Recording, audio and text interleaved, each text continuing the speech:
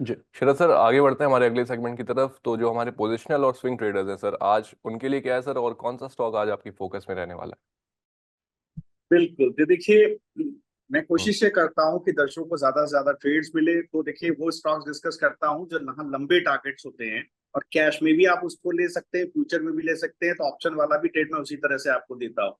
तो पावर हम्म। ग्रिड का कैश भी आप लीजिए सर। अब देखिए, पावर ग्रिड का ट्रेड मैंने दिया क्यों? इसमें लंबा टारगेट है, मुझे लगता है 390 और 410 के टारगेट आपको पोजिशनली इसमें खुलते हुए दिखाई देंगे। तो 13% तक का अपसाइड आपको, 13 साढ़े 13%। पहला टारगेट है 8%, दूसरा टारगेट है 13 साढ़े 13%। वो आपको इससे मिलता हुआ दिखाई देगा। अगर आप कंपनी को देखिए तो largest electric power transmission company है हिंदुस्तान की। 85% आप देखिए इंटर स्टेट ट्रांसमिशन इसके नेटवर्क के थ्रू होता है। 45% जो पावर जनरेटेड है इंडिया में, वो वो ये ट्रांसमिट करती है कंपनी। तो जहां अगर आप देखेंगे तो सेंट्रल गवर्नमेंट ने ट्रांसमिशन का कैपिटल एक्सपेंडिचर करीब 110 बिलियन डॉलर के आसपास बढ़ाया है। तो यहाँ पर मानना है एनालिस्ट का, ग्लोबल ब्रोकरेजेस का, कि साहब इस कंपनी को फायदा होता हुआ दिखाई देगा। क्यों, वो मैं आपसे डिस्कस करता हूँ। देखिए, अगर मैं कई बार ये शो में डिस्कस कर चुका हूँ सभी दर्शकों से कि इंडिया की कोशिश है कि नॉन फॉसिल फ्यूल कैपेसिटी, जो ग्रीन एनर्जी है, उसकी कैपेसिटी करीब 500 गीगावाट तक 2030 तक जाए। तो इस तरह का जो कैपेसिटी एक्सपेंशन है, उसके अंदर ट्रांसमिशन की जो बेसिकली अपॉर्चुनिटी है, वो पावर ग्रिड को मिलती हुई दिखाई दे सकती है।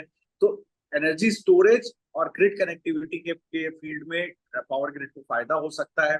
अगर आप पहले क्वार्टर में भी देखें तो कंपनी ने बोला था इसके पास काफी अच्छे, अगर एल वन बिडर के तौर पे देखें तो इंटरस्टेट ट्रांसमिशन सिस्टम में, और जहां पर टेरी बेस्ड कॉम्पिटिटिव बिडिंग प्रोसेस होता है, कंपनी को करीब 4,000 करोड़ रुपए का प्रोजेक्ट वैसे भी मिला हुआ है।